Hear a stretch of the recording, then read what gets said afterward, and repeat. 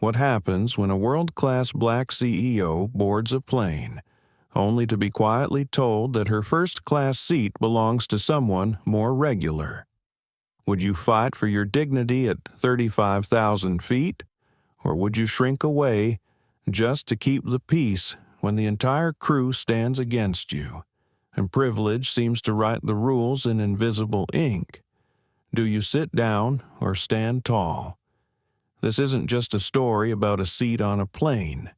It's a story about the silent codes that shape who gets to belong and who gets pushed aside. How far would someone go to protect their comfort? What does courage look like when every eye is watching, and who pays the price when justice is denied? Meet Dr. Simone Ellis, poised, brilliant, quietly powerful. The night she refuses to move, a ripple becomes a tidal wave shaking the airline industry and challenging the meaning of fairness itself. But as the cameras roll and the headlines scream, whose voices will truly be heard? Are you ready to question what you thought you knew about justice, dignity, and power? If so, hit like, share this video, and don't forget to subscribe. Let's step aboard together. Your journey into this extraordinary true story begins now. Early morning at Skygate International in Chicago was always a collision of steel, sunlight, and anticipation. The concourse hummed with the layered soundtrack of rolling suitcases, muffled boarding calls, and travelers eager to start their journeys or simply escape. Even among the business elite, there was an invisible choreography, nods between regulars, brisk footsteps, glances that spoke of deals to be made and miles to be claimed. Dr. Simone Ellis was never quite sure if she fit in here, but she walked through the chaos with a kind of centered grace. Her tailored navy suit and subtle pearl earrings made her look every bit the powerful executive she was. Still, it was something quieter, an inner steadiness that set her apart. With her laptop bag resting lightly on one shoulder, she passed through security with a patient smile, exchanged a few pleasantries with the lounge attendant, and took a seat by the tall windows that overlooked the rain-slicked tarmac. She let herself breathe. Today was supposed to be simple.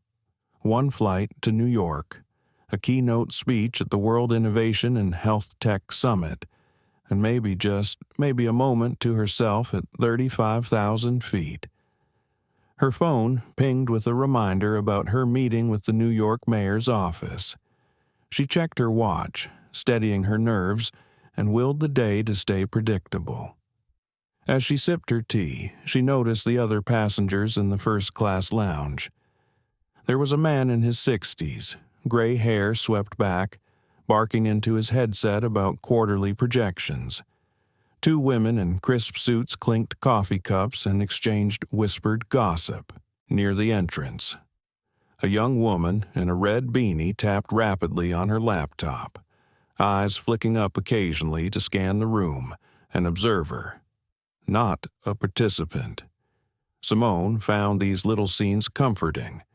Despite her status as CEO of a global health tech firm, she liked to blend in, to become just another traveler with somewhere important to be. Yet she was always aware of the way eyes sometimes lingered, how people sized her up. There was a code here, a set of unspoken rules about who belonged, who got the nod, and who was expected to simply pass through. "Excuse me, Dr. Ellis." The soft, practiced voice pulled her out of her thoughts. She looked up to see a flight attendant, mid-30s, light brown hair tied into a neat bun, crisp blue uniform, approaching with a professional smile. Her name badge read Chloe Myers. There was a trace of nerves in her eyes, the kind that came from years of managing wealthy, demanding customers. "Yes," Simone replied, polite but reserved. "I just wanted to let you know. Boarding will begin in about 20 minutes. If there's anything we can do to make your flight more comfortable, please let us know." Simone nodded, grateful for the courtesy. "Thank you, Chloe. I'm all set." Chloe lingered a moment, as if searching for the right words, then offered another smile and drifted back toward the counter. Simone caught the faintest flicker of recognition in the attendant's eyes, but also something else: uncertainty. Maybe. She let it go. Today was not the day to dwell on coded interactions. She checked her reservation again: Skyluxe Airlines Flight 227 First Class, Seat 1A, the best seat on the plane, she thought, allowing herself a rare moment of satisfaction. As boarding was announced, Simone gathered her things, exchanged a quick text with her assistant, and made her way to the gate. She kept her steps even, unhurried. Years of boardrooms and investor meetings had taught her that calm was power. At the jet bridge, she was greeted by the same attendant, Chloe, now accompanied by a taller man in a gray supervisor's vest. He had a square jaw, salt and pepper hair, and an air of authority that hovered between reassuring and intimidating. His name tag read Martin Reese. "Good morning, Dr. Ellis," Martin said, giving her a once-over that was just short of rude. "We're happy to welcome you aboard. I see you're in Seat 1A today." Simone nodded. "That's right." Chloe checked her tablet, and the two exchanged a brief, silent look. It was gone in a flash, but Simone caught it a hint of concern, maybe a silent negotiation. "Let's get you settled in," Chloe said, her voice returning to that smooth, practiced cadence. The first-class cabin was everything the Skyluxe marketing promised: soft lighting, wide leather seats, brushed gold accents on the tray tables. Simone inhaled, letting herself savor the quiet. For a moment, she allowed herself to forget the weight of her schedule, the expectations waiting for her in New York. She stored her bag, slid into her seat, and pressed her head gently against the window. She could feel the tension in her neck, the ache in her shoulders that never quite left, no matter how many milestones she achieved. She closed her eyes for a moment. Then, just as she was starting to relax, a new voice punctured the calm. "Excuse me, that's my seat." The words landed like a challenge. Simone opened her eyes to see a tall, broad-shouldered white man, maybe early 50s, sharply dressed in a designer suit. He looked down at her with a blend of confusion and irritation, already assuming some mistake had been made. The name on his carry-on was written in gold: Carter Vaughn. Simone sat up, measured her words. "I'm in 1A. That's what my ticket says." Carter let out a small, dismissive laugh. "There's been a mix-up, I'm sure. I always sit here. You must have the wrong seat." Chloe returned to the row, tension in her jaw. "Mr. Vaughn, we're happy to have you, but Dr. Ellis is assigned to 1A for this flight." He looked between the two women, not bothering to hide his annoyance. "I'm here every week. It's always my seat." The conversation drew the attention of the other passengers, a low ripple of curiosity moving through the cabin. Simone felt the pressure of familiar tightness in her chest. She glanced at Chloe, who gave her a strained smile. Martin appeared in the aisle, watching the scene with narrowed eyes. Simone hesitated, feeling the first flicker of doubt. Was she about to cause a scene? Should she just move to another seat and avoid trouble? Or was this the kind of moment where standing firm mattered more than comfort? She looked out the window, searching for an answer in the shifting clouds. She remembered her mother's voice, calm but unyielding. you belong in every room you walk into. Simone, never let anyone make you feel small. She took a slow, steady breath and turned back to face Carter Vaughn, Chloe Myers, and the unspoken rules of first class. The day was just beginning. Simone could feel the cabin pressurized before the plane even left the ground.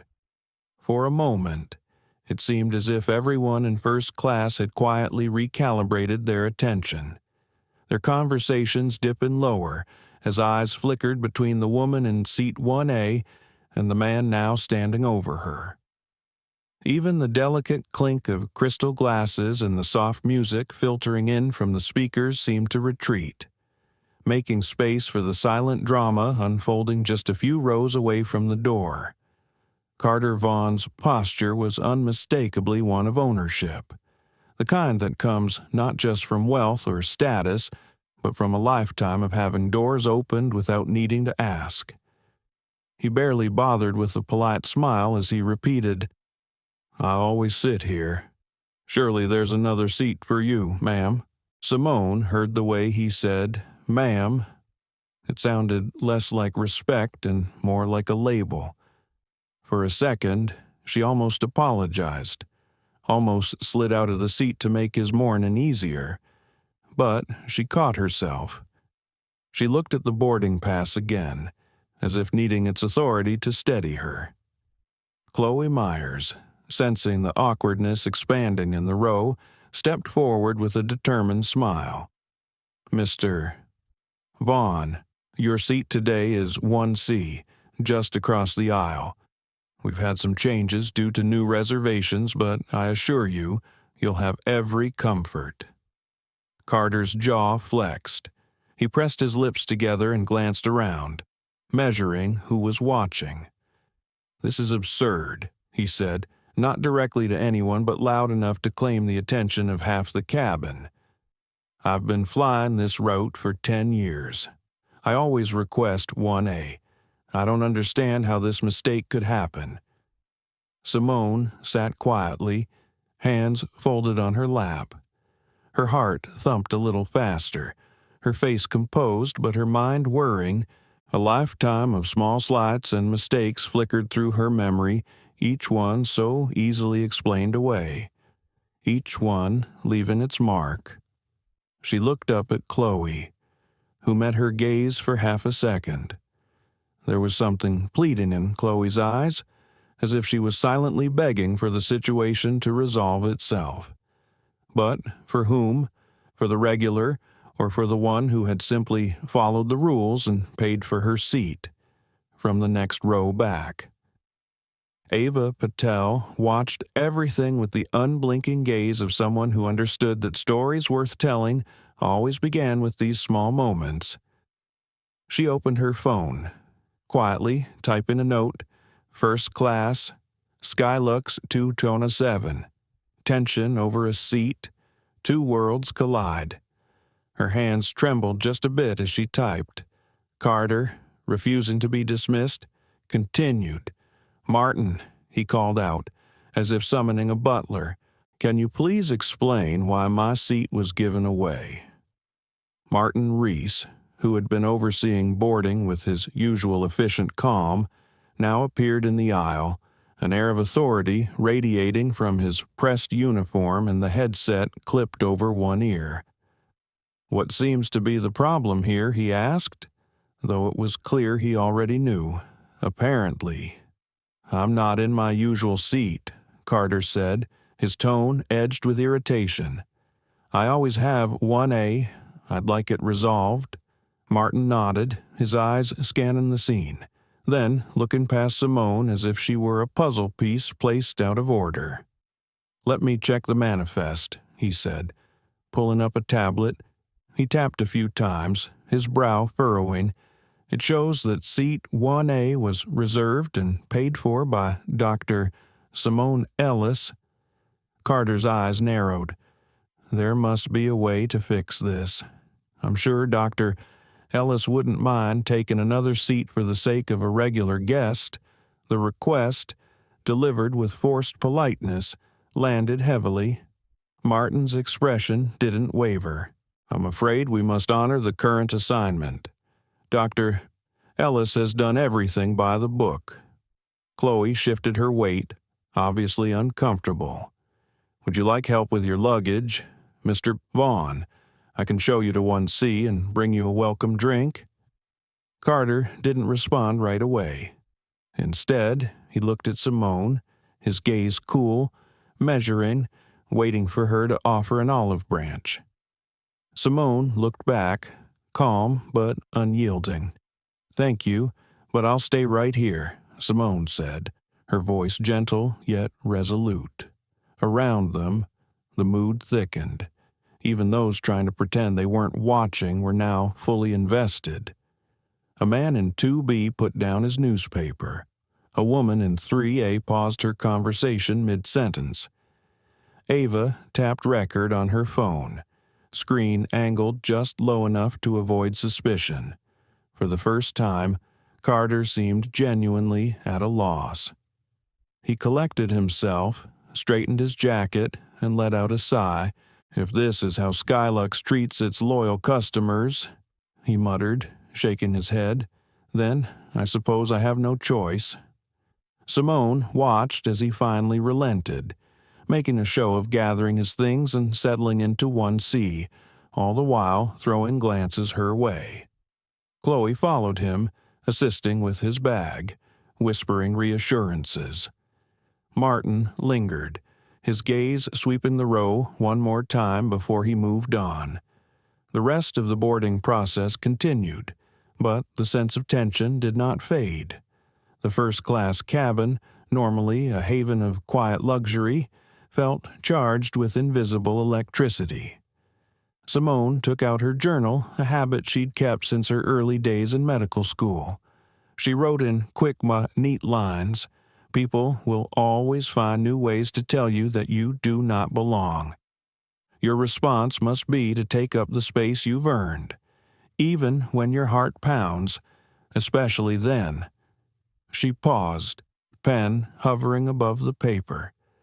Her mind wandered. Was she making too much of this? Was she just another overworked executive reading meaning into every slight?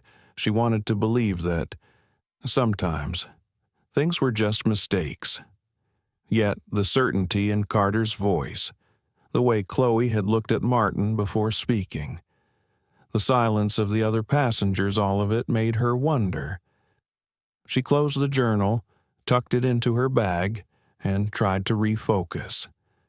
Across the aisle, Carter was already on his phone, speaking in a hushed but angry voice. "No, I'm not in my usual seat. Yes, I know. It's ridiculous. I'll handle it when I get back." He snapped the phone shut, his mood sour. Chloe returned to Simone's row with a tray. "Can I offer you some sparkling water or orange juice before takeoff? Dr. Ellis sparkling water." "Thank you." Simone accepted with a nod, eyes softening a little. She caught herself feeling bad for Chloe, who seemed trapped between her responsibilities to the company and her fear of upsetting their most privileged customers. Ava, meanwhile, made a few more notes. She looked up and met Simone's eyes with a quick smile, a flash of solidarity that said, "I see you." The final passengers trickled in. Martin did one last walk through the cabin, checking seat belts, offering brief nods to a few regulars. When he stopped near 1A, he lowered his voice so only Simone could hear. "I hope you have a pleasant flight. Dr. Ellis, let us know if you need anything." Simone thanked him, not missing the way he emphasized the words. She wondered if his message was sincere, or simply the closing act of a scene that had already left her feeling exposed. As the doors closed and the engines began their low, comforting hum, the first-class cabin returned to a practiced normalcy. Flight attendants handed out menus, passengers adjusted their seats, the pre-flight safety video played. But underneath, The undercurrent remained. A question hung in the air, unanswered. Had Simone just stood up for herself, or had she unwittingly painted a target on her back? Was Carter truly finished? Or was this just the start of something much larger? Simone gazed out the window as the plane pushed back from the gate. The city skyline bathed in a pinkish dawn. She pressed her fingertips together, summoning calm. She was determined not to let this moment define her journey, but she also knew, deep down, that nothing on this flight would be as simple as it first appeared. As the plane taxied toward the runway, Simone could feel her body tense in subtle ways, a barely there ache in her jaw, her fingers unconsciously gripping the edge of the armrest. She tried to focus on the gentle voice of the pilot giving the welcome announcement, but the earlier encounter still echoed in her mind. She closed her eyes and counted her breaths, remembering what her therapist had once told her. Center yourself before you act, not after. The first-class cabin settled into the rhythm of pre-flight rituals. Menus were distributed, a steward offered hot towels, and the passengers performed the familiar ballet of adjusting seat backs, stowing electronics, and arranging pillows. The engine hum, usually a comfort to Simone, now felt like static background noise that only highlighted the tension underneath. Simone was halfway through reading an email when Chloe Myers returned, crouching beside her seat with a practiced smile that tried, but failed, to look effortless. "Dr. Ellis?" Chloe began softly, glancing around to be sure no one else was listening. "I'm terribly sorry, but I need to ask for a small favor." Simone put her phone aside, looking at Chloe with careful neutrality. "Of course." "What is it?" Chloe hesitated. Her hands fidgeted with the edge of her uniform skirt, and she lowered her voice further. "Would you mind moving to seat 3A? There's been a mix-up with a longtime passenger. It would help us a great deal." Simone's brows knit together. "My ticket is for 1A. Is there a problem?" Chloe looked past Simone's shoulder, as if searching for someone to back her up. Her tone shifted ever so slightly, from apology to an appeal for understanding. "I know, and you're absolutely entitled to that seat. But Mr. Vaughn has always sat here, and he's one of our most valued clients. We try to accommodate our regulars when we can. You'd have the same service, just a few rows back." The words came out too smoothly, as if they'd been rehearsed. The implication was clear. Simone's reservation, her status, her presence was less important than Carter Vaughn's comfort.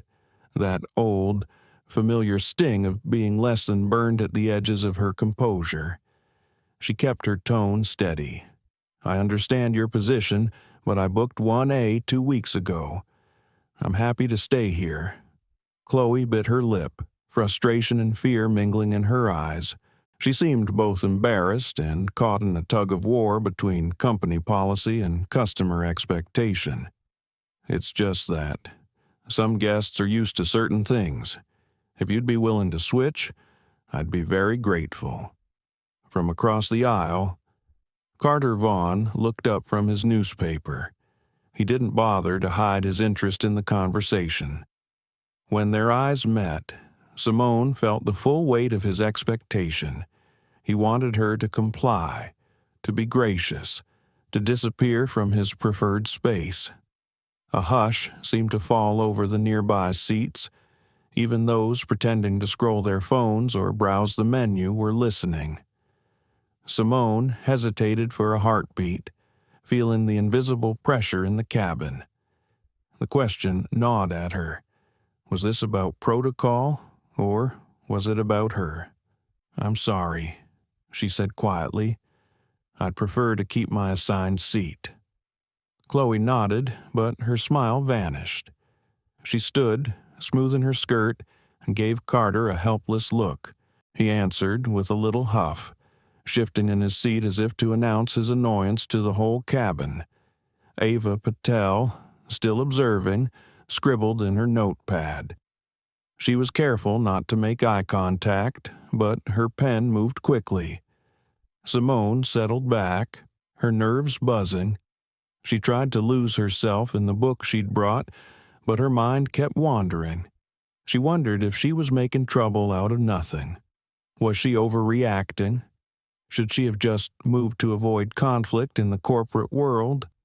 She was praised for her diplomacy, her ability to read a room and steer clear of unnecessary fights. But something about this felt different. Maybe it was the exhaustion of years of being asked to be flexible while others claimed comfort as a right. The flight attendants went through the safety demonstration.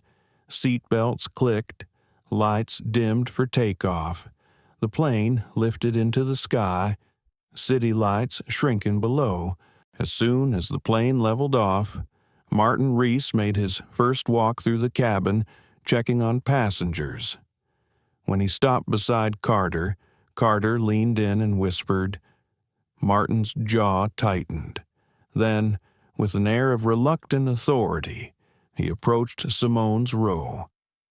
"Dr. Ellis," he began, his voice low and controlled. "I'd like to ask you again if you would consider moving to another seat. I know Chloe has spoken with you, but I want to stress that Mr. Vaughn is a valued customer, and these requests come from a desire to keep everyone happy." Simone looked at him, her face an impassive mask, but her mind churned. She could feel her pulse in her fingertips. She remembered her father's words. "You do not have to yield ground that is rightfully yours. Not at work, not anywhere." "I appreciate your position," Simone replied, "but I paid for this seat. I have a right to remain here." Martin straightened, a hint of annoyance flashing across his face. He seemed almost offended by her refusal, as if she were violating an unspoken code of conduct. He gave Carter a look that said, "I tried," then moved down the aisle. The tension grew thicker. Carter began speaking more loudly to the passenger beside him, his voice carrying phrases like ridiculous service and never treated like this before. Some passengers exchanged glances. Others pretended not to hear. Chloe returned once more, this time carrying a tray with drinks. She set a glass down in front of Simone, her hands trembling just a bit. "If there's anything else I can do for you, please let me know," Chloe said quietly. The words were polite, but behind them was a plea for peace, for understanding, for someone to make this uncomfortable moment disappear. Simone felt a surge of sympathy for Chloe. She understood how it felt to be caught in the crossfire of other people's expectations. But she also knew that standing her ground was not just for herself, it was for everyone who had ever been asked to quietly step aside. She took a sip of water, letting the coolness steady her nerves. As dinner service began, the atmosphere in the first-class cabin grew both formal and fraught. Passengers ate in near silence. The clatter of silverware on china seemed louder than usual. Ava Patel typed something into her phone. She hesitated, then hit send on a tweet. Witnessed a black woman in first class being pressured to move for a regular white customer. Airline staff siding with the usual. Wonder how often this happens. Justice in the skies. Simone felt her phone buzz with a news alert a few moments later. But she didn't look. She sat, straight-backed, her hands folded together. She thought of all the times she had yielded for the sake of peace, the number of times she'd apologized just to smooth things over. This time, she decided, would be different. The service concluded, cabin lights dimmed, passengers reclined their seats, some closing their eyes. But, in the darkness, Simone's mind was wide awake. She thought of her niece, just 12 years old, who'd once asked if it would ever get easier being seen, being heard, being enough. Simone wished she could promise her niece a world without moments like these, but she knew better. The best she could do was show her how to hold steady in the storm. She whispered softly to herself, almost like a prayer, "You belong here. You're not moving."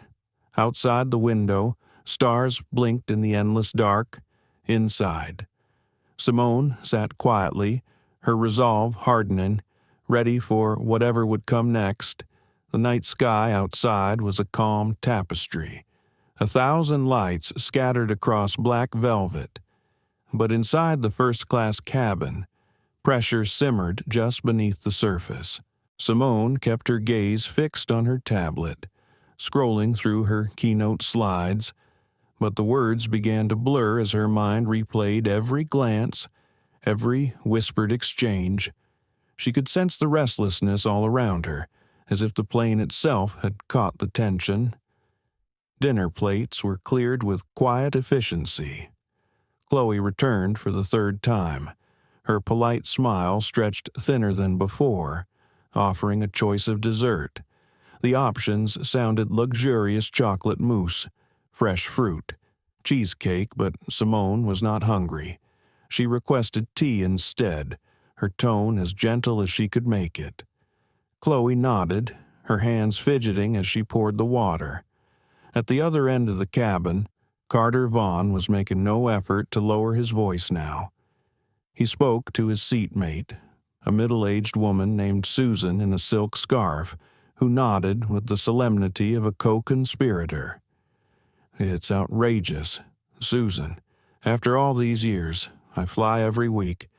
I know all the crew, and they let someone else take my seat." His tone was theatrical, designed for an audience. A few passengers looked away, but most listened, even if only with their eyes. Susan offered sympathetic noises. "Maybe it's just a mix-up. Carter, I'm sure they'll sort it out." He shook his head. "It's not a mix-up. It's this new attitude. Nothing's the same anymore. They don't care about loyalty." Simone could hear every word, though Carter didn't address her directly. She tried to tune him out, focusing on her breathing. A memory surfaced from years ago, a business dinner where she was introduced as the diversity hire by a partner who thought he was being funny. The sting was the same, a sharp ache that made her sit a little straighter, speak a little more carefully, act a little more perfect. Across the aisle, Ava Patel's phone glowed as she refreshed her social feed. The tweet she'd posted less than an hour ago was gathering likes and retweets. A few strangers had already replied, some with encouragement, others with skepticism. "Are you sure you got the whole story?" one had written. Maybe it was just a mistake. Ava scrolled through, chewing her lip. She wondered if she should record more, if she should speak up. But her job as a journalist had taught her to watch, to wait for the moment when the truth becomes undeniable. Martin Reese appeared once again, moving through the cabin with his supervisor's poise. He stopped beside Carter, bending close for a private word, but Carter's response was not subtle. "You need to fix this. Martin, I expect better." Martin straightened, then turned toward Simone. She met his eyes. Something in his expression shifted, a flicker of frustration mixed with something else, harder to name. "Dr. Ellis," Martin said, "I must insist one final time that you consider moving. It would greatly help the crew and other passengers. Mr. Vaughn is one of our most loyal clients. We want to resolve this amicably." Simone felt the heat rising in her cheeks, but she kept her tone even. "I understand your position, Mr. Reese, but I'm also a loyal customer. I booked and paid for this seat. I'd like to stay here." The words hung between them, sharper this time. The authority in Martin's voice was now tinged with impatience. Chloe watched from a few rows back, her hands twisting a napkin. Carter leaned forward. "Look, Dr. Ellis, I'm sure you're a perfectly nice person, but this is how it's always worked here. The staff knows me. I always take 1A. It's about consistency. I'm sure you can understand that." Simone felt a surge of indignation. She wanted to say, "Consistency for whom?" but she held her tongue, refusing to let him rattle her. "All due respect, Mr. Vaughn, but I reserved this seat weeks ago. That's what consistency means to me," Simone replied, her voice steady. Martin exhaled, clearly frustrated. He looked toward the galley where Chloe hovered, as if searching for backup. From further down the cabin, another passenger, a man in a charcoal suit, called out, "Is there a problem up there?" The voice was curious but laced with the hope that things would return to normal. Martin forced a reassuring smile. "No problem at all, sir. We're just making sure everyone is comfortable." But the atmosphere was anything but comfortable. A quiet ripple moved through first class, an energy that said something significant was happening. Even if not, everyone had the language for it. Ava, sensing the escalation, held her phone on her lap, camera app open but screen dark. She glanced at Simone, who caught her eye. There was a silent conversation in that look, a recognition of the cost of speaking up and the even greater cost of silence. Chloe finally approached, her steps hesitant. "Dr. Ellis, I know this is awkward, but perhaps you'd be willing to discuss this in the galley for a moment." Simone thought about it. Was it worth getting up, stepping aside, just to have this conversation in private? Part of her wanted to get away from all the staring eyes. Another part bristled at the idea of being ushered out of sight, as if she were the problem to be hidden.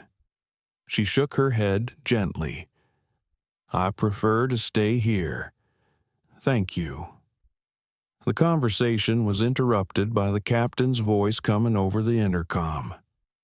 "Ladies and gentlemen, this is Captain Doug Ingram. We're cruising at 35,000 feet and will be landing in New York on schedule. We appreciate your cooperation and hope you enjoy your flight." The captain's tone was calm, but there was an undercurrent of urgency. It was as if he, too, sensed the undercurrent rippling through the cabin. Carter gave one final, exasperated sigh and pulled out his laptop, the sound of keys clicking more aggressive than necessary. He glanced at Simone every few minutes, making no effort to hide his irritation. Simone tried to focus on her work, but her thoughts spun in a loop. She replayed each interaction, each phrase. "Am I being difficult? Should I just let it go?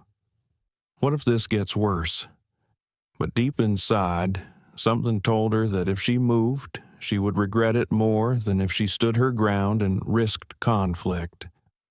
She closed her laptop and looked out the window, letting the blur of clouds soothe her. She wondered how many times her mother had faced moments like this, quiet battles fought in public places, dignity protected in the face of pressure. As if on cue, her phone vibrated again. A message from her assistant appeared. "Heard you're on your way. Let me know if you need anything. Proud of you." The words brought a sudden warmth to Simone's chest, like a hand pressed to her back, steadying her. The tension in the cabin settled into a kind of uneasy truce.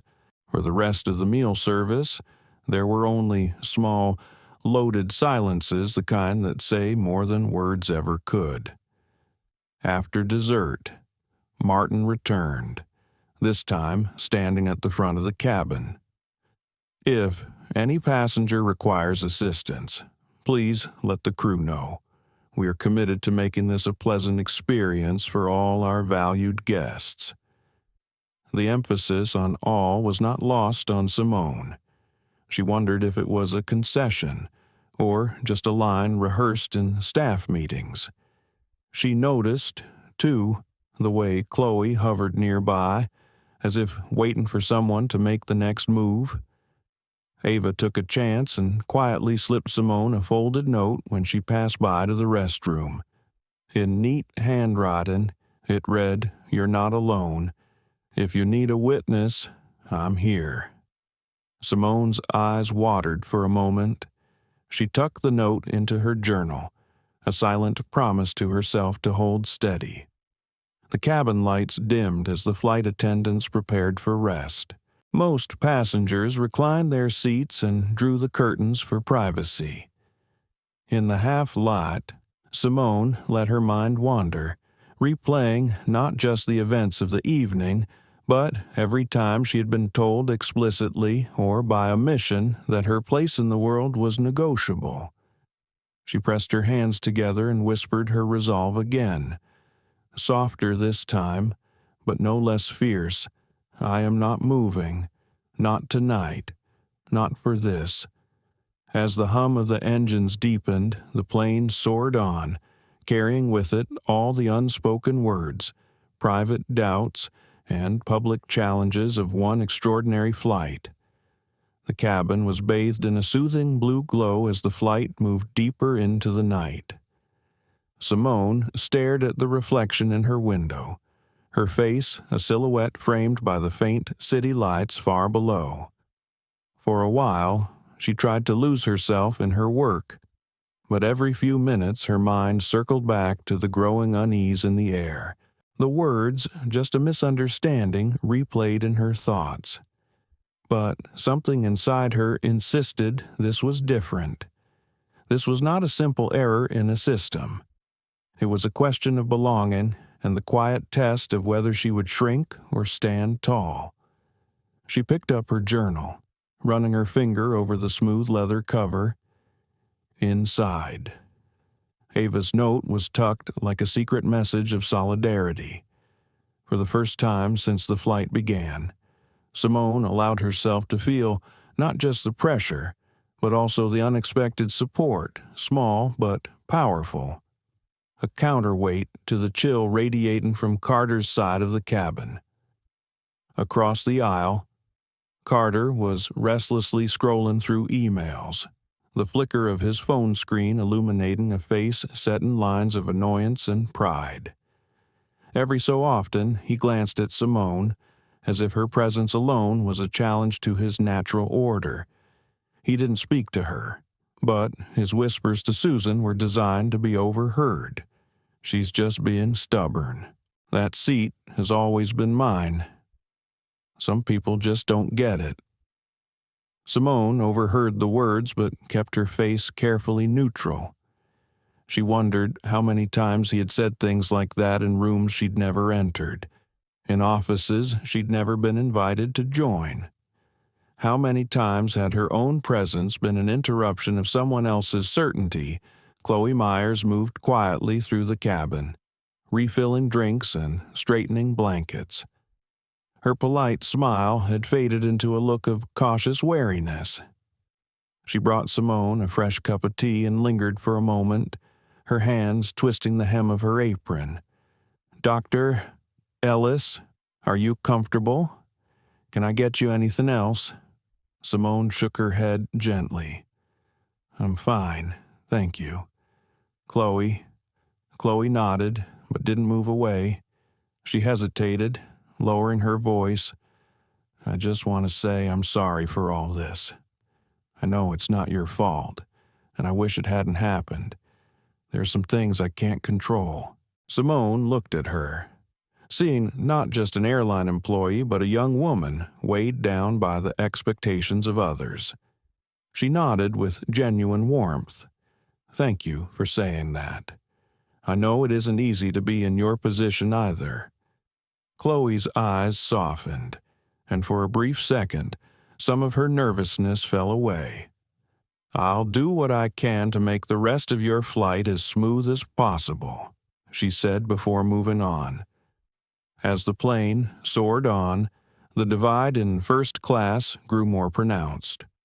Some passengers glanced at Simone with discomfort or embarrassment, as if wishing the problem would resolve itself if ignored.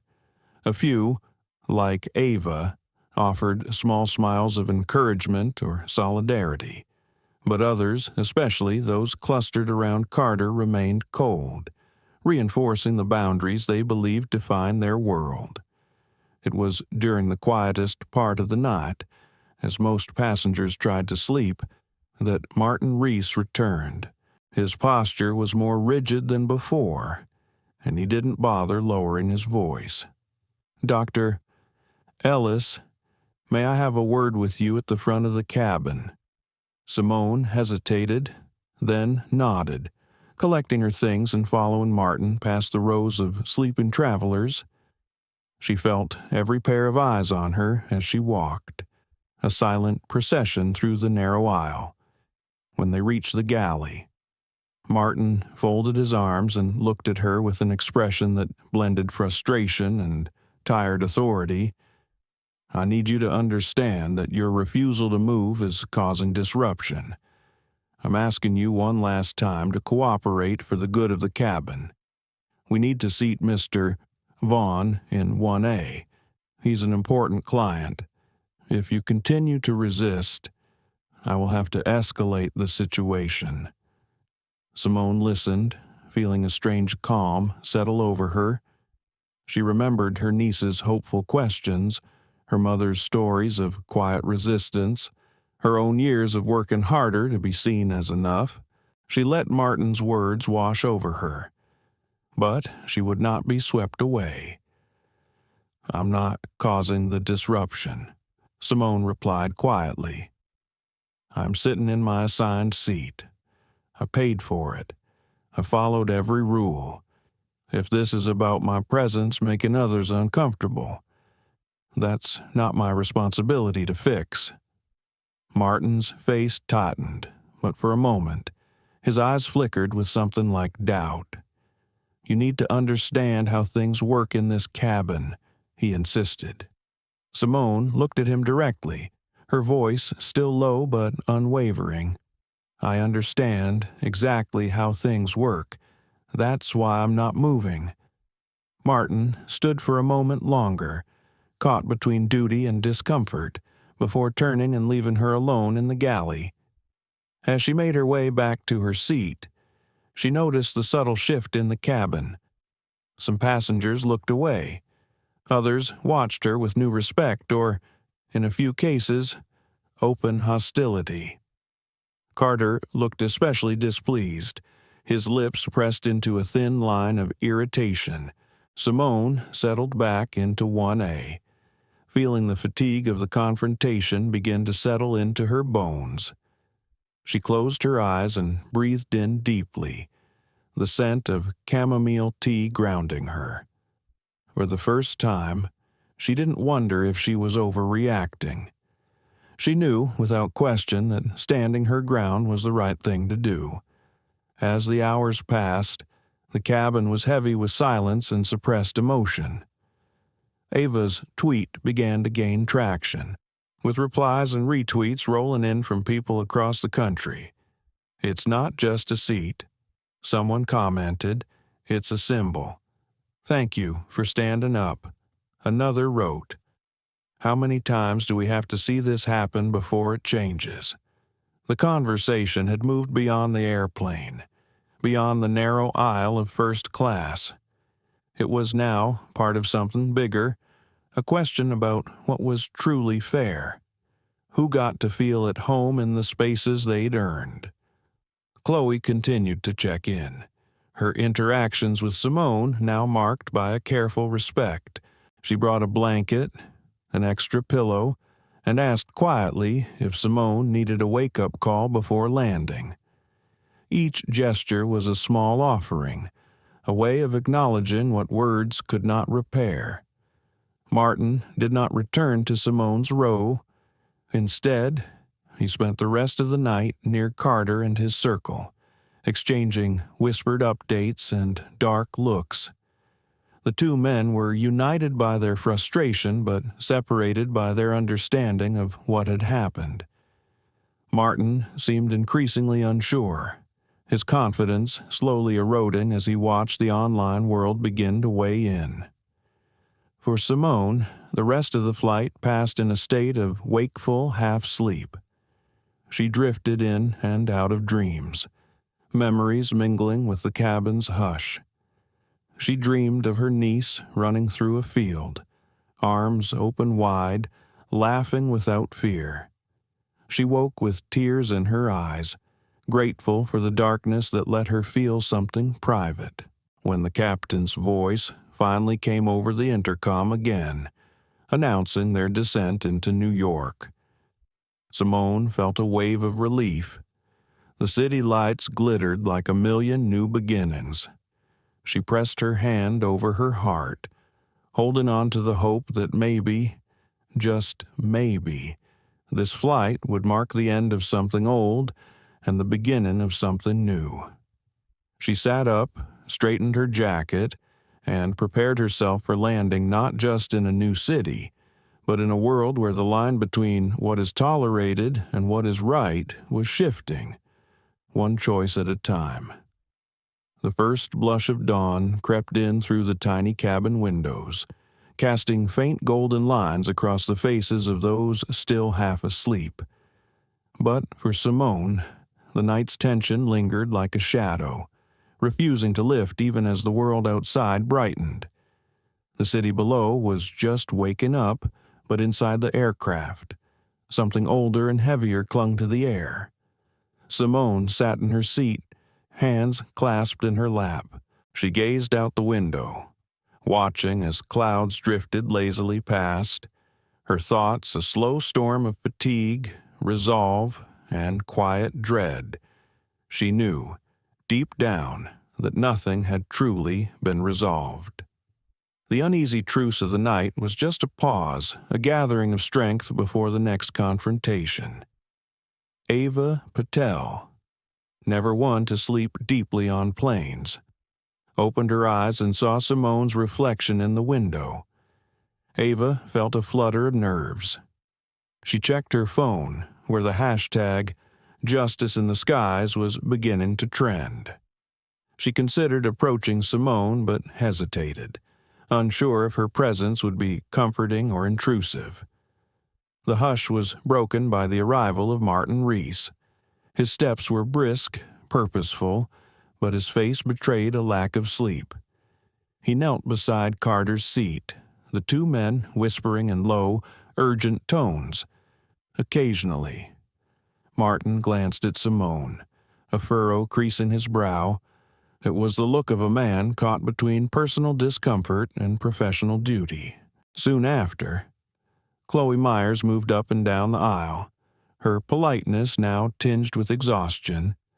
She stopped by Simone's seat, bringing a tray of breakfast. "Would you like some fruit? Dr. Ellis coffee. We have fresh croissants as well." Simone gave her a small, genuine smile. "Just coffee, thank you." Chloe set the cup down, lingered a moment as if to say more, then thought better of it and moved on. Carter Vaughn remained in his seat, arms crossed, eyes fixed out the opposite window. Every so often he glanced at Simone, his mouth twitching with unspoken frustration. To his left, Susan continued to offer sympathy, but even she was quieter than before, her energy deflated by the night's ongoing battle. The moment of calm didn't last. As breakfast trays were being cleared, the intercom crackled. "Ladies and gentlemen, this is Captain Ingram. I'll be making a brief walk through the cabin before landing. Please remain seated with your seatbelts fastened. A ripple of unease passed through the first-class cabin. Martin conferred with Chloe at the front galley. Simone watched them, feeling that something was shifting, building toward a confrontation that would not be ignored. The captain appeared, his presence as solid and commanding as his voice. Doug Ingram was a man in his early 60s, hair silver at the temples, eyes sharp. His uniform was immaculate, gold wings gleaming on his chest. He moved through the aisle, nodding politely to each passenger, but his real destination was clear. He paused at Simone's row, studying her face with a searching look.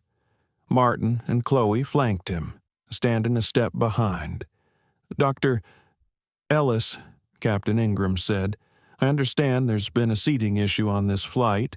Simone met his gaze. "There has been a request for me to move from my assigned seat." "Yes." The captain nodded slowly, as if weighing the balance of power in the moment. "I've been informed that Mr. Vaughn is one of our most frequent first-class passengers.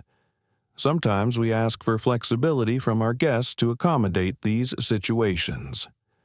Simone kept her voice steady, the tiredness sharpening her honesty. "I booked this seat. I paid for it. I've complied with every rule. I am not moving." For a moment, silence hung between them. The captain looked at Martin, who nodded, then at Chloe, who seemed to shrink in her shoes. "I understand your perspective, Dr. Ellis," the captain replied, "but I have to ask you one more time, for the sake of the cabin's harmony, to consider relocating. Otherwise, I may need to involve airport authorities when we land." The threat was gentle but unmistakable. Around them, other passengers stiffened in their seats. The morning's hush gave way to a thick quiet, as if everyone was holding their breath. Carter straightened, as if vindicated. Simone felt a cold wave of anger, but she forced herself to remain outwardly composed. She thought of every moment she had been told to be flexible for the comfort of others. Every time she'd been praised for her patience when what she wanted was simple fairness. She shook her head. "I am not moving. Captain." A slight tightening of the captain's jaw was the only sign of his displeasure. "Very well," he said, turning back toward the front. "We'll handle this upon landing." He strode away, Martin and Chloe trailing after him. Their hurried whispers drifted through the cabin. The air was now fully charged, and the ordinary business of flight trays cleared, seats adjusted, windows opened seemed distant and unimportant. Ava watched everything with wide, unblinking eyes. She felt the urge to stand and speak up, but a lifetime of observing taught her how dangerous it could be to insert herself too soon. Instead, she typed out what she was seeing. Sending another message to her follower's captain has threatened to call authorities if a black woman won't give up her seat for a white regular. How many times must we see this? Simone closed her eyes for a moment. She replayed the conversation in her mind, checking her words for anger, for any sign she'd been rude, but she found none. She felt only the exhaustion of carrying a burden that had never been hers to bear. As the city below came into clearer view, the plane began its descent. Flight attendants made last rounds, collecting trash and instructing passengers to return seats to upright positions. Chloe's hands trembled slightly as she passed Simone. She whispered, "I'm so sorry. I wish things were different." Simone looked at her, softening just a bit. "It's not your fault." "Chloe." Chloe's eyes shone with unshed tears. She gave a tiny nod and hurried away. The captain returned to the intercom. "Cabin crew, prepare for landing. All passengers, please remain seated. We appreciate your cooperation." The message was bland, almost routine, but to Simone, it sounded like the prelude to a verdict.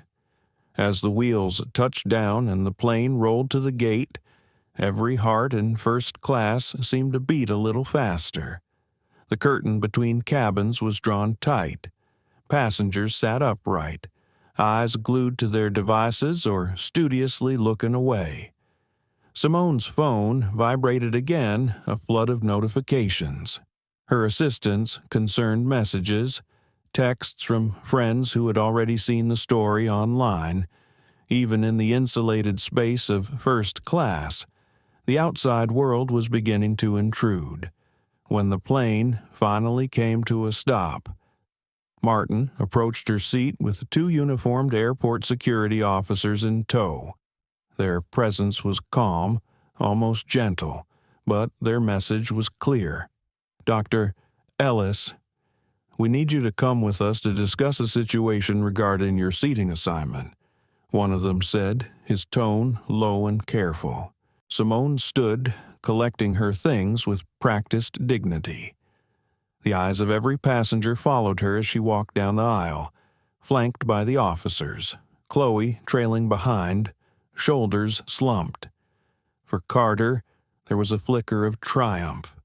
For Ava, it was a moment to remember, one that demanded to be witnessed and shared.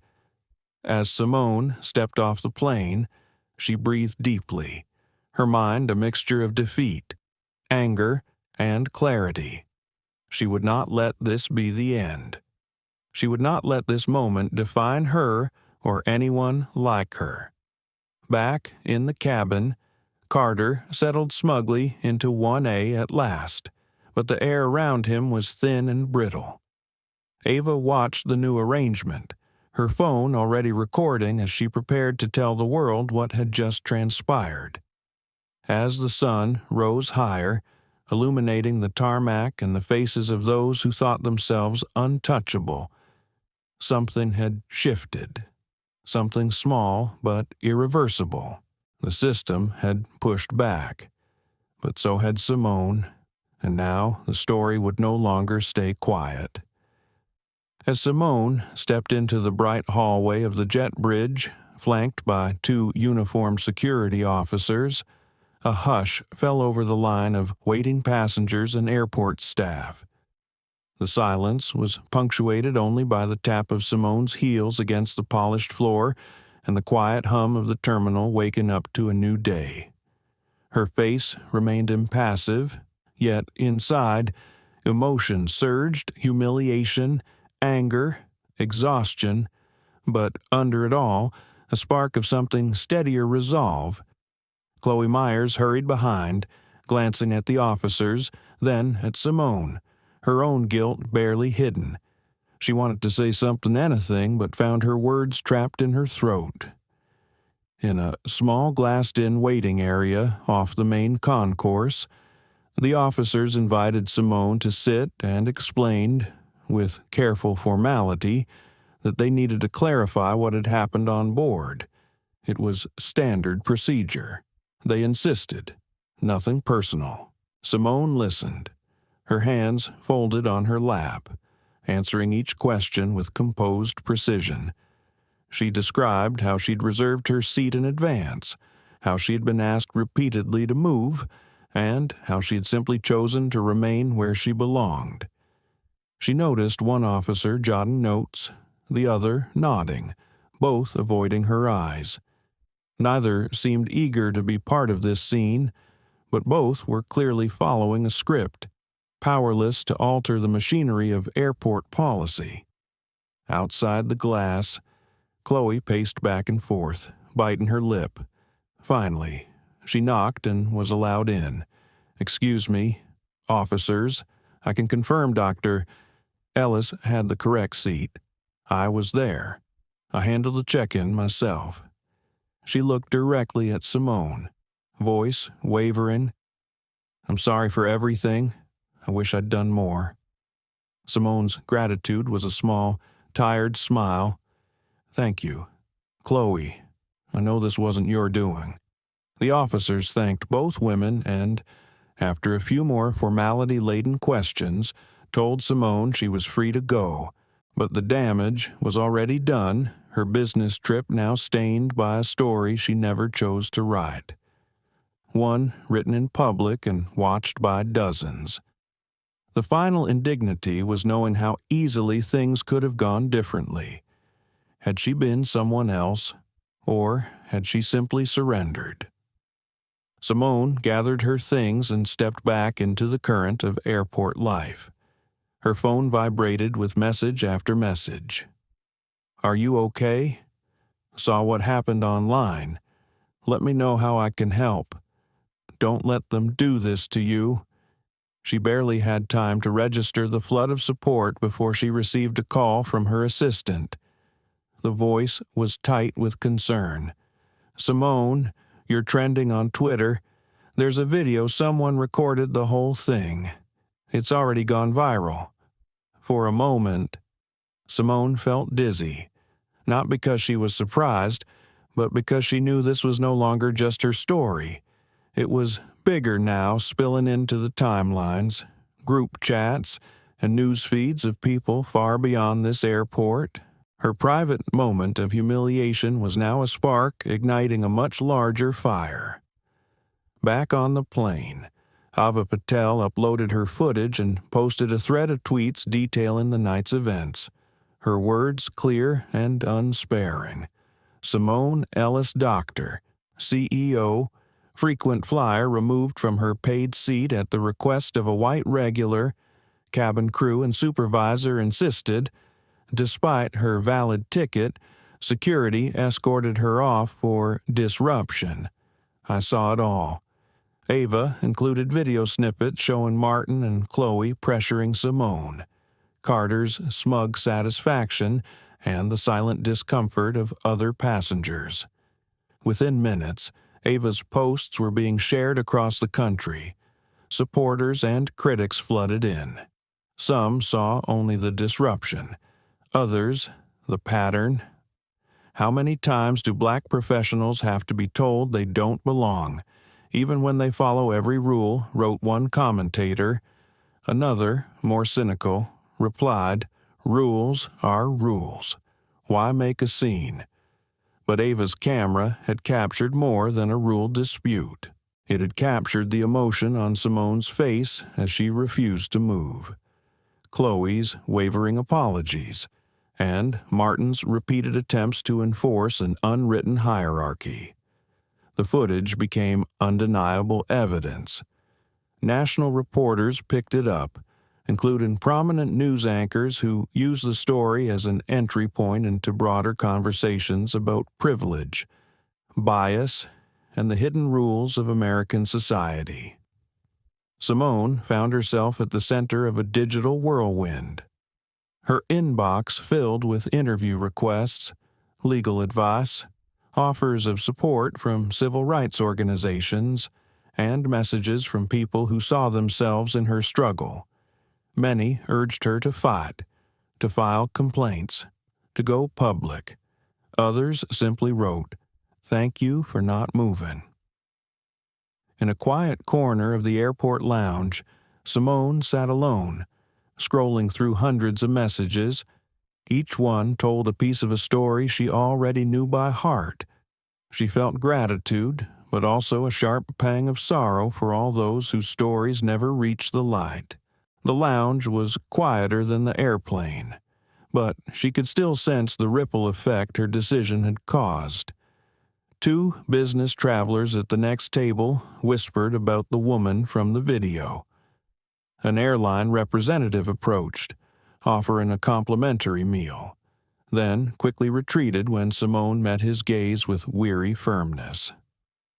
Outside the lounge, Carter Vaughn strode through the terminal, his expression unreadable.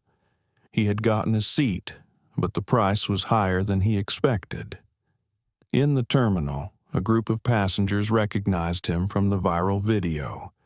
Their stares, sometimes sympathetic, sometimes disapproving, followed him down the concourse. Carter felt the first shiver of consequence, a world where his privilege was not guaranteed, where cameras and public opinion had more power than his status. On the crew shuttle, Martin Reese sat in silence, replaying the night in his mind. For years, he'd thought of himself as a professional, an enforcer of order and policy, but today he felt exposed not just as an employee, but as someone who had become part of a system that chose comfort for a few over justice for all. Chloe, sitting across from him, wiped at her eyes, trying to hide her tears from the other flight attendants. By the time Simone's car arrived to take her into Manhattan, the news had spread to television and radio. On the ride into the city, she listened to a talk show host read messages from listeners. Some called her a hero. Others, predictably, questioned her motives, wondered if she was making trouble. Simone let the words wash over her, neither comforted nor crushed. She was exhausted, her body heavy, but her resolve sharpened with every mile. In the back seat, Simone finally let herself exhale. She called her mother, voice cracking for the first time. "Mama, I didn't move. I did what you always taught me." Her mother was silent for a moment, then spoke softly. "You did right, baby. No matter how hard it is, you always stand for your place in this world." The city skyline glittered in the morning sun. As the car slipped into traffic, Simone pressed her forehead to the cool glass, letting herself feel the storm of emotion. She was no longer just a passenger who refused to move. She was now a symbol, willingly or not, of a broader struggle. In a final act of resolve, she replied to one of the news organizations. "Yes, I will speak. It's time." Back at the airport, Ava drafted her story, determined to get every detail right. She knew what she had witnessed mattered. She ended her piece with words that would be echoed in countless reposts and commentary. When someone stands their ground, they remind all of us that dignity is not up for negotiation. Not at 35,000 feet, not anywhere.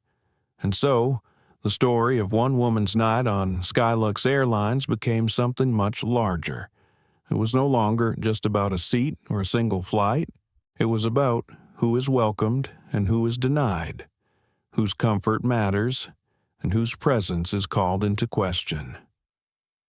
As the sun rose higher over New York, truth was airborne. The world, for a moment, was watching and listening. Manhattan was only just stirring as Simone's car weaved through the early morning haze. Outside the tinted window, commuters hurried past, faces turned to the promise of a new day, oblivious to the quiet storm that had blown in from the sky. Inside the car, Simone sat with her eyes closed, the city's pulse echoing her own. A hollow ache lingered behind her ribs, not just from exhaustion, but from the toll of being at the center of something so public, so raw. She had always believed in the power of restraint, of careful words and quiet integrity. But now, as her name trended across news feeds and hashtags multiplied, she was forced to confront an old fear. What would it mean to be truly seen? Not only for her success, but for her struggle. Her phone buzzed again and again. Notifications, calls, emails. Journalists wanted statements. Advocacy groups wanted her to join panels, share her experience, become a symbol.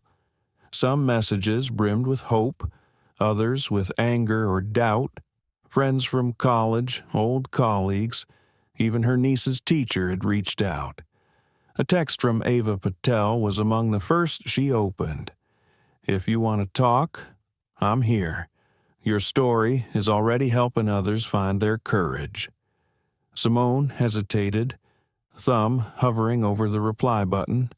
She typed, "Thank you for standing up for me," then erased it. She tried again, Let's meet for coffee. This time, she pressed send. The car pulled up to her hotel. As she entered the lobby, the concierge glanced up, then back down at his tablet. For a moment, she wondered if he recognized her, if he'd seen the story, if she'd become a familiar face for all the wrong reasons. Her room was bright and quiet, high above the city. She shed her coat, sat by the window, and took in the skyline. Only now, with a measure of privacy, did Simone let herself truly feel the ache, the shame, the anger, the persistent second-guessing. Was she justified in refusing to move? Had she made too much of it? Could she have handled things differently? She poured herself a glass of water, hands trembling. She recalled her mother's words on the phone, that gentle assurance. "You did right, baby." She wanted to believe it, but part of her recoiled from the attention, the headlines, the endless commentary. The hours passed in a blur of interviews and phone calls. Civil rights lawyers called, offering to represent her pro bono. A major network's producer asked if she would appear live that evening. She agreed to a taped segment instead, wanting to choose her words, to control at least one part of the story. At the studio, under the glare of the lights, Simone found herself telling the story once more. She described what happened with a measured voice, focusing not on anger but on the facts, on her right to claim the space she had paid for. She could see her own reflection in the teleprompter, calm, dignified, but her eyes betrayed a flicker of uncertainty. Was this who she was now? The woman who would not yield, even when it meant walking into a storm. The anchor asked the question that had haunted her since dawn. "Dr. Ellis, some say it would have been easier to move, to keep the peace. Why didn't you?" Simone paused, searching for the right words. Sometimes peace is just silence in disguise. If I moved, it would have been easier for everyone but me.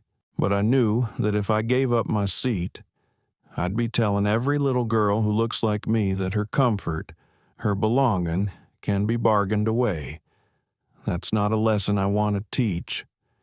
She felt her throat tighten, her voice softer as she finished. And I was tired of being the one asked to step aside. So, I stayed. When the cameras cut, the anchor leaned in and whispered, "Thank you. My daughter saw your story. She asked why things like this still happen." The words struck Simone in a way she didn't expect. A wave of bittersweet connection in a world that so often felt divided. Back at her hotel, she watched as her interview replayed across social platforms. Comments flooded in, most supportive, some hostile, many deeply personal. People shared their own stories of being sidelined, dismissed, or told they didn't belong. Others argued, saying, "It's just a seat," or "Why make it about race?" But Simone had lived too long in that gray area where just a seat was always about more than furniture. Meanwhile, the story was wreaking havoc inside Skyluxe Airlines' headquarters. By midday, the company was trending worldwide for all the wrong reasons. Internal emails flew between PR, legal, and executive teams. Carter Vaughn's name was already circulating among industry insiders as a cautionary tale. Chloe Myers had been called in by management, asked to explain every decision, every word she had said. Martin Reese, once the confident supervisor, now found himself the subject of an internal review. The captain, Doug Ingram, was summoned by senior leadership, forced to justify why protocol had so obviously failed in public. Staff meetings grew tense. Some employees whispered that Simone had only made trouble. Others said she was right. that the old ways needed to change. Flight crews started sharing their own stories of bias and favoritism, their own fears of speaking up. A pilot, reading the news from her layover hotel, sent an email to the company's diversity committee. We have to do better. Our passengers see it, and now the world does too. Ava Patel's article landed that afternoon, long and detailed, blending her first-hand account with social commentary and expert interviews. She wrote about what she'd seen: the discomfort, the subtle power plays, the way silence had filled the cabin like fog. Dignity is not up for negotiation, she wrote, echoing Simone's words. The article trended on every platform, sparking debates on cable news and around dinner tables. Simone's family group chat buzzed with pride and worry. Her niece sent a voice memo: Aunt Simone, I told my class you're on TV. They asked why you didn't move. I said, because she knew she belonged there. I want to be brave like you. Simone listened to the message over and over, letting herself cry for the first time all day. That evening, as Simone sat by the window watching the city lights flicker on, she received an email from the airline's CEO, Alan Prescott. The message was formal, apologetic, but non-committal. We regret your experience and are conducting a full review. We value all our passengers. Simone read it twice, then closed her laptop, not sure whether to laugh or sigh. She realized, in that moment, that she was not responsible for fixing the system alone. But she had cracked it, just a little, letting light in. That, she thought, was enough for tonight. As the city buzzed below and the world spun on, Simone allowed herself to rest, to let her guard down, if only for a few hours. Tomorrow would bring more questions, more demands, more stories to tell, but for now, she was simply Simone Strong, tired, human, and unyielding in the face of injustice. The following morning, Simone awoke to a city transformed by sunlight, her hotel room glowing with possibility and uncertainty. She had slept little, her dreams fragmented by the previous day's upheaval. In those dreams, she was always moving, sometimes running down endless airplane aisles, sometimes speaking to a crowd that never listened, sometimes simply sitting alone as voices swirled around her, demanding she yield. Now, in the quiet dawn, she pulled the covers close and allowed herself a few more moments of stillness, gathering strength for the day ahead. Her phone was already buzzing. News outlets wanted more interviews. Legal teams had emailed her overnight with documentation and strategy. Messages poured in from supporters and strangers. There were even invitations to headline events about corporate ethics and racial justice. The demand was relentless and surreal. She rose, dressed carefully in a dark blue dress and low heels, then glanced at her reflection in the bathroom mirror. The woman looking back at her seemed older, both hardened and softened by the storm.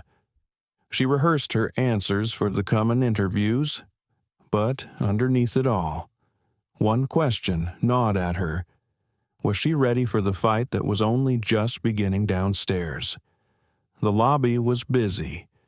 A bellhop greeted her with a hesitant smile, and for a fleeting moment, Simone wondered if he recognized her. Was she now the woman from the plane to every stranger she met?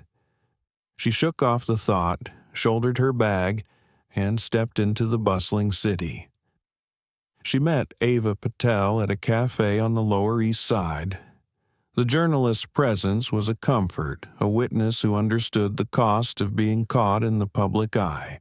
They sat in a quiet corner, sipping coffee as Simone described the previous night's phone call with the airline's CEO, the canned apology, and the distant promise of an investigation. Ava shook her head. They're scrambling. My article got picked up by 3 national outlets. There are protests planned at Skyluxe's offices. Employees are leaking their own stories, favoritism, quiet retaliation. Passengers moved for the right regulars. She paused, lowering her voice. Simone, you've started something. Simone stirred her coffee, uncertainty flickering across her face. I didn't want to be a symbol. I just didn't want to move. Ava smiled gently. Sometimes that's all it takes. The world is tired of symbols. They want truth, real people. They talked quietly, occasionally interrupted by the buzz of Ava's phone. Outside, pedestrians hurried past, oblivious to the quiet revolution unfolding over their morning routines. Back at Skyluxe Airlines headquarters, the crisis only deepened. Alan Prescott's morning meeting was somber. Board members demanded action, real, public consequences. The company's stock was dropping. Key partners were calling for explanations, and government agencies had begun to inquire about their policies. Legal counsel warned that Simone's experience might trigger a class action lawsuit if other passengers came forward. Martin Reese spent his morning under scrutiny. He was questioned by HR and upper management, his every decision dissected and replayed. Chloe Myers, too, faced interviews and debriefs. Both were told to stay home pending a full investigation. Neither could escape the sense of dread that lingered after years of doing things the way they've always been done. Carter Vaughn, once the untouchable frequent flyer, now faced a different world. He had avoided the media, turning down interview requests, but photos and video snippets of his face circulated online. Old business partners called to distance themselves. An executive committee at his company demanded a written explanation, citing reputational risk. Carter's wife, Susan, urged him to make a public apology, but his pride rebelled. For the first time in years, Carter felt powerless, his confidence shaken by a force he could neither command nor dismiss. On social media, the story continued to grow. Hashtags like Simone stood and no more silent seats trended for hours. Support poured in from civil rights leaders, athletes, actors, and ordinary citizens. A Black Pilots Association released a statement supporting Simone, calling on the airline industry to examine its unwritten rules. Employees at other airlines began to share their own experiences. And for the first time, airline executives were forced to confront not just bad optics, but a potential shift in their entire culture. That afternoon, Simone was scheduled to speak at an emergency town hall organized by a coalition of tech CEOs and diversity advocates. She hesitated before entering the meeting space, a bright, glass-walled conference room high above the city. As she waited, she thought of her niece's voice memo, her mother's strength, the countless faces behind the emails and tweets. It wasn't just about her anymore. The moderator greeted her with a warm handshake. Dr. Ellis, thank you for being here. We know it's not easy. Simone nodded. Thank you for giving me a chance to tell the whole story, not just the viral version. The room filled quickly. Cameras were set up in the back. Panelists introduced themselves, executives, HR professionals, activists. When Simone's turn came, she stood before the room, her posture steady, her voice even. I never imagined that sitting in a seat I paid for would make me a headline. But here we are. I wish I could tell you this was the first time I've been asked to yield. But it isn't. For many of us, it's part of everyday life. You do everything right. You follow every rule, and still you're told you don't belong. People have asked me if I regret refusing to move. The truth is, I'm tired of regretting the times I made myself small so someone else could feel comfortable. This isn't about just one airline, or one policy, or one man's comfort. It's about the spaces we claim, the dignity we're owed, and the example we set for those coming after us.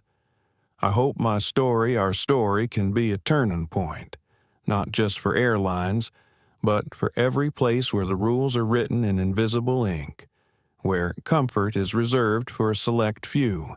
It's time to make those rules visible. It's time to rewrite them together. As she finished, there was a moment of silence, then a wave of applause, not the polite, perfunctory kind, but something deeper. In that room, Simone saw faces transformed by recognition, people wiping away tears, others nodding in quiet solidarity. After the event, people lined up to thank her, to share their own stories, to promise change. Simone felt the heaviness inside her begin to shift, not vanish, but lighten with each handshake, each hug, each whispered confession of, "I've been there too." That night, as she returned to her hotel, the city felt different. She still carried the scars of the last few days, but now they shimmered with a quiet pride. She was no longer alone. She was part of a chorus, a swelling tide that could not be ignored. And in quiet apartments, busy offices, crowded trains, people who had watched her stand her ground made small, brave choices of their own. The reckoning had begun, and it would not be stopped. Simone woke the next morning to the soft hum of the city. The sun streamed through her window, spilling across the bed sheets in patterns that felt like a promise. For the first time in days, she felt something like hope. It lived in the small details, the quiet of her hotel suite, the gentle tap of a housekeeper's cart outside, the sound of her niece's laughter on a voice message she replayed just to hear joy again. She brewed coffee, savoring the ritual. In the background, the morning news cycled through updates, labor strikes, political debates, the endless churn of the world, but her own story led the hour. The anchor's voice was clear, almost reverent. Dr. Simone Ellis, CEO and advocate for equity, has sparked a nationwide conversation after refusing to surrender her rightful first-class seat on Skyluxe Airlines. Calls for policy reform, accountability, and inclusion are growing louder. Simone listened, absorbing the headlines and scrolling through messages from overnight. Support had grown. Even celebrities and athletes weighed in, sharing her story and demanding change. Some airlines had posted statements promising to review their policies. Skyluxe, under fire, pledged a public investigation and major changes. But Simone understood how shallow those promises could be. Change was easy to declare, but hard to deliver. Still, something was undeniably different. She received a message from Alan Prescott, Skyluxe's CEO, this time more personal. "We're inviting you to participate in a special task force. Your perspective and leadership are needed as we reform not only our policies but our culture. We hope you'll consider." She read the message twice, then set her phone aside, unsure how to feel. She reflected on the last few days, the fear, the exhaustion, the relentless questioning. She remembered Carter Vaughn's indignation, Chloe's apology, Martin's conflict. In her mind, they were no longer just antagonists or bystanders. They were people, each facing their own reckoning. She wondered what they would do with their second chance. Her morning was filled with more interviews. She spoke with a magazine about the myth of meritocracy and the realities of corporate America. She joined a radio panel with civil rights activists and a former airline executive. Again and again. She was asked, "What now?" Simone always returned to the same point. The work isn't just about policies or apologies. It's about shifting our sense of who belongs and who decides. It's about making sure dignity isn't a luxury. It's a right. Between calls, she scrolled through social media. She saw posts from other Black professionals sharing their own stories, from teachers to doctors to architects. "I've been Simone," many wrote, some with pictures of themselves in work uniforms or at conferences. The solidarity was overwhelming. She realized she was no longer telling just her own story. She was holding up a mirror to a society in need of reckoning. At noon, she met Ava Patel again, this time in a busy midtown diner. The two women hugged, laughter bubbling up between them as a pressure valve finally released.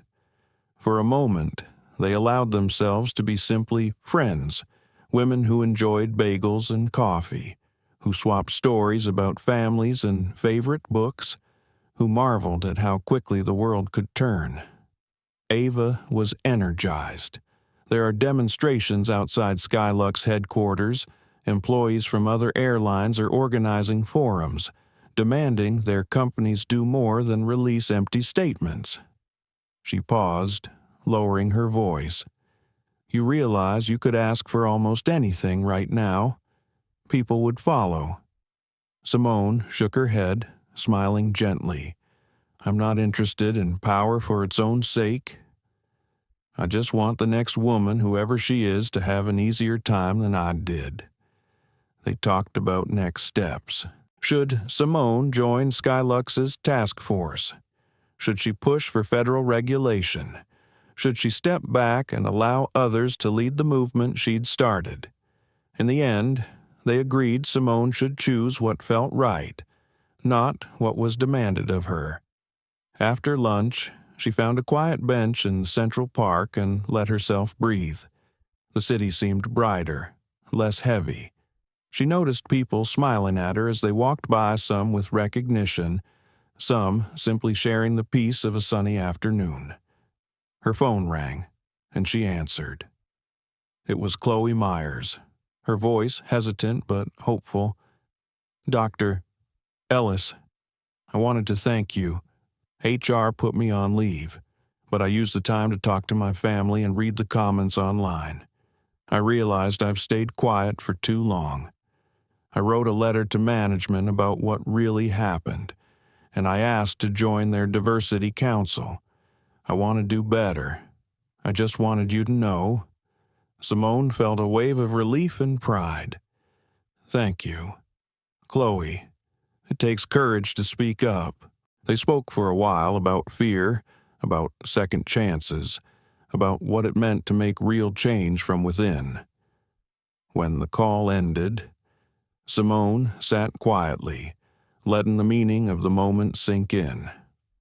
Back at Skyluxe's headquarters, real change was stirring. Alan Prescott, under mounting pressure, had convened a panel of outside experts, employee representatives, and advocates, including passengers who'd experienced discrimination. He read aloud the stories sent in by customers and crew. For the first time, some in the room wept openly. Others nodded in acknowledgement, realizing that their privilege had come at someone else's cost. Martin Reese submitted his resignation, accompanied by a statement of apology. For years, I believed in following the rules, but when the rules themselves become tools of injustice, following them is no longer enough. I'm sorry for my part in what happened.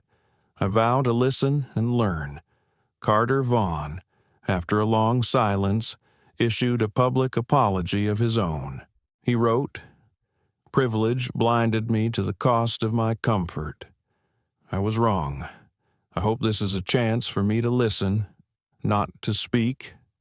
Within days, Skyluxe announced sweeping reforms, mandatory anti-bias training for all staff, transparent seating policies, a hotline for reporting discrimination, and a public advisory council with real decision-making power. Simone, after much thought, agreed to serve not as a token, but as a voice for the countless others who never had her platform. The media covered every development. But as the news cycle churned on, Simone realized her greatest reward wasn't in headlines or applause. It was in the quiet messages from strangers who saw themselves in her stand. It was in the calls from her niece and her mother. It was in Chloe's bravery, Martin's remorse, Carter's humility. It was in the possibility that next time, someone else would not have to choose between dignity and peace. That evening, Simone watched the sky turn to gold, the city alive beneath her window. She was tired, but no longer weary. The struggle was far from over, but a new chapter had begun. She smiled to herself and whispered, "This is how new skies are born, one voice, one stand, one truth at a time." The days that followed were a blur of motion and meaning for Simone. Each morning, she awoke with the feeling that the air itself was different, lighter, charged with the possibility of something better. She had become a familiar face on television and across social media, but it was the private conversations, the quiet messages of thanks and confession that left the deepest marks on her heart. One morning, as Simone prepared for a roundtable discussion at a national diversity summit, she received an unexpected email from Carter Vaughn. His words were simple but sincere. "Dr. Ellis, I've spent a lot of time thinking about what happened. I'm sorry for how I behaved. I realize now that my comfort depended on your exclusion, and I'm ashamed. If you're willing, I'd like to meet and listen." Simone reread the message several times, a complex tangle of emotions swirling in her chest. She had seen Carter's public apology, careful, corporate, but genuine, but a private request was different. She wondered what forgiveness would mean, for him and for herself. In her life, she had learned that anger could be both a shield and a prison. What did it mean to let it go? Later that afternoon, she met Carter in a quiet corner of a hotel lobby. He arrived, shoulders hunched, looking more like a man who had lost something than one who had been exposed. Carter sat across from Simone, wringing his hands. "I don't expect you to absolve me," he began, voice rough, "but I want to understand, not just for myself, but for my family. My daughter saw the news. She asked me why I thought I deserved that seat more than you." Simone felt her own eyes sting with tears, surprised by her compassion. She told Carter her story, not just about the flight, but about all the other times. The small slights, the quiet humiliations, the strength it took to never let it harden her heart. Carter listened, not defensively but hungrily, as if trying to fill a void he'd never acknowledged. "I want to be better," he whispered. "Not just say the right things, but do them. I hope that starts here." Simone nodded, seeing the struggle in his eyes. "It starts with listening, then doing better. We all have to learn. Carter, no one gets it right the first time." They parted with a handshake, not of forgiveness, perhaps, but of shared purpose. For Simone, it was not about victory, but about a world where such conversations could happen at all. As the summit began, Simone took her place at a long table beside corporate leaders, activists, and educators. The session was titled "From Policy to Practice: The Future of Equity in Service." The moderator introduced her not as a victim, but as a catalyst for change. Simone listened as others spoke about data and policy. Then she shared her story, careful not to let herself become only the symbol everyone expected. "We can rewrite every manual," she said, "but if we don't see each other, if we don't believe every person truly belongs, the rules will always find a way to protect the comfortable and exclude the different." The room was hushed. For the first time, she noticed Chloe Myers in the audience, sitting with a small group of flight attendants. After the session, Chloe approached Simone, her face flushed with emotion. "I wanted to thank you in person," Chloe said. "After everything, I've become an advocate inside Skyluxe. It's not always easy, but it's right. You changed the conversation for all of us." Simone squeezed her hand. "You changed, too. That's how we keep going." Martin Reese was not present, but Simone learned he had joined a nonprofit supporting aviation workers, using his own story as a warning against unexamined tradition. He had emailed Simone, too, apologizing and asking for a chance to support reforms from the ground up. She replied, encouraging him to listen and to lead with humility. The national attention brought with it both praise and backlash. Some in the press labeled her an agitator, accused her of seeking attention or financial gain. Simone did not respond to every attack, but when a young reporter asked how she handled the negativity, she replied simply, "Truth always has enemies. That's how you know it matters." She focused on the future. She worked closely with the Skyluxe task force, pushing for policies that would prevent her story from being repeated.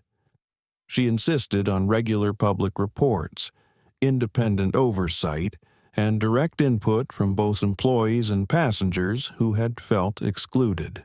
When the airline unveiled its new anti-bias and transparency initiatives, Simone stood at the press conference beside Alan Prescott and Chloe, not as a token, but as a partner.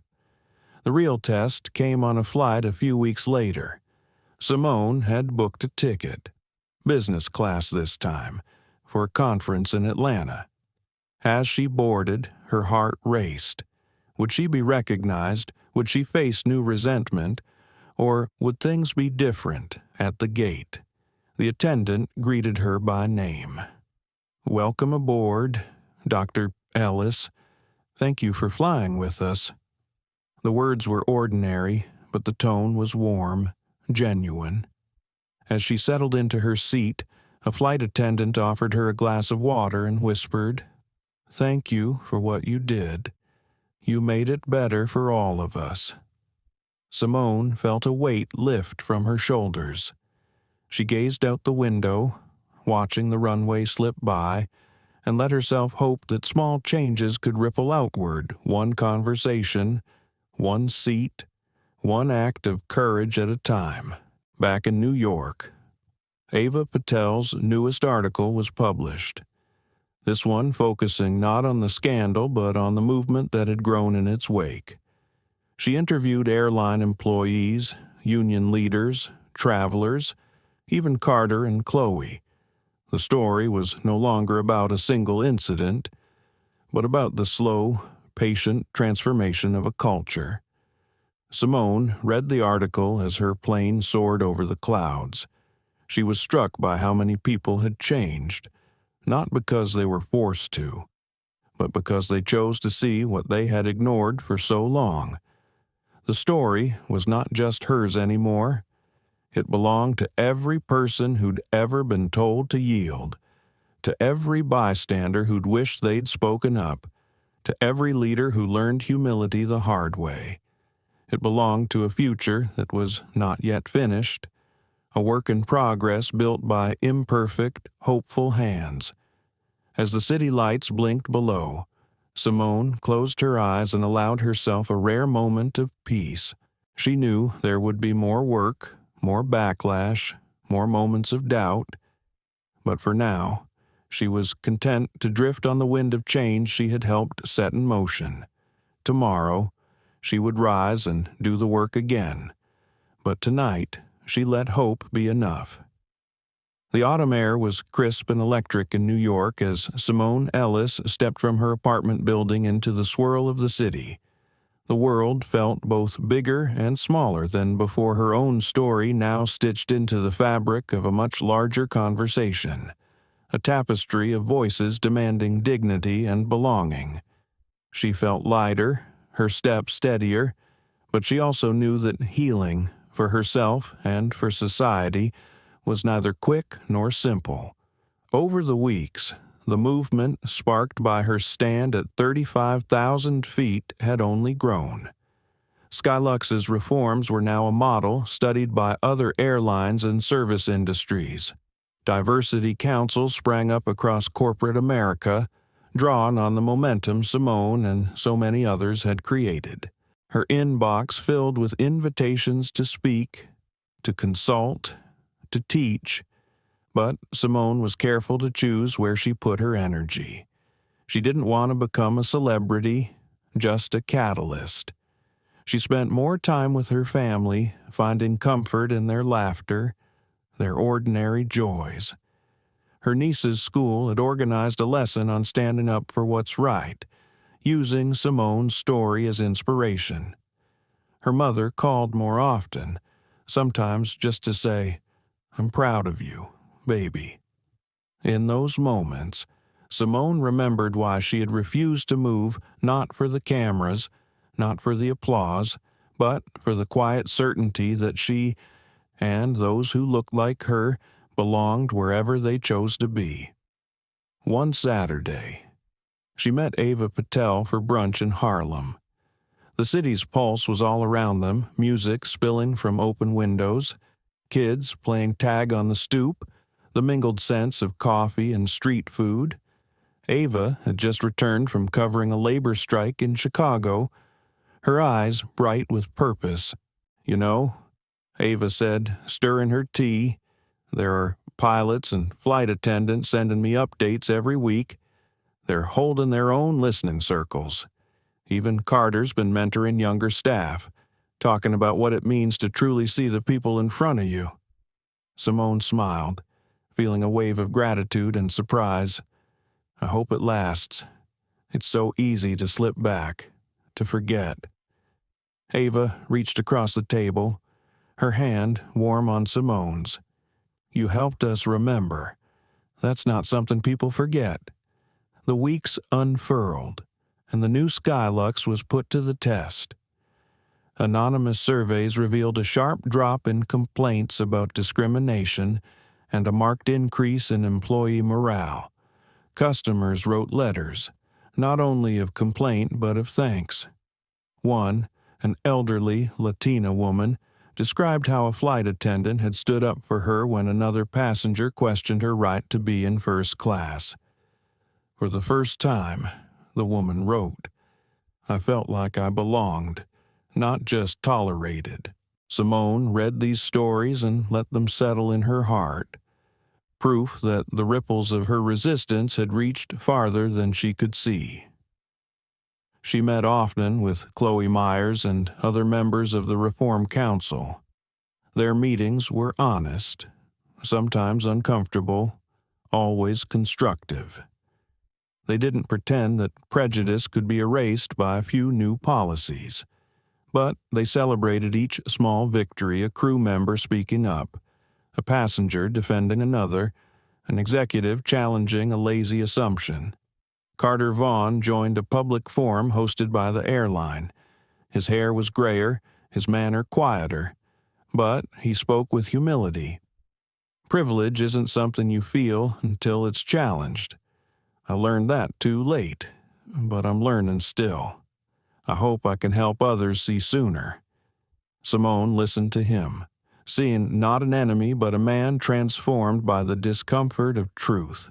She knew that real change would be measured not in grand gestures, but in countless daily choices, each time someone chose courage over convenience, inclusion over habit.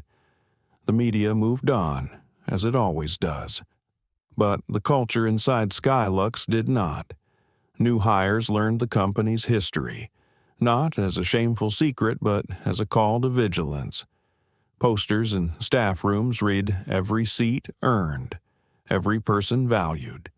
Employees practiced role-play scenarios, not to check a box, but to build empathy, to see themselves in the eyes of those they served. One day, a group of high school students visited Skyluxe's headquarters for a leadership workshop. Simone was invited to speak. She stood before them, seeing her younger self in their eager faces, some nervous, some defiant, all yearning for belonging. She told them, "The world will not always give you what you've earned. Sometimes it will ask you to make yourself smaller. Don't do it. Sit where you belong. Speak when your voice shakes. Stand for others when it's easier to be silent." That's how change comes, not in a storm, but in a steady rain of truth, falling day after day. Afterward, a quiet girl in the back row approached. She clutched a notebook, her fingers fidgeting. "My mom says you're a hero," she whispered, "but I think you're just really brave." Simone crouched to meet her gaze. "We all have brave in us. It doesn't always feel loud. Sometimes it feels like just staying in your seat when the world tells you to move." The girl smiled and slipped away. But Simone knew a seed had been planted. That evening, as dusk painted the sky in shades of lavender and gold, Simone sat at her kitchen table, journaling. She wrote about fear and hope, about the price of dignity, about how justice was not just punishment, but restoration, a chance for even those who faltered to begin again. She wrote about Carter's apology, Chloe's courage, Martin's humility, Ava's advocacy. She wrote about her niece, her mother, the quiet army of allies who had risen up in solidarity. She wrote that she was proud, not of being strong, but of refusing to accept the world as it was. The doorbell rang, and her niece burst in, waving a certificate.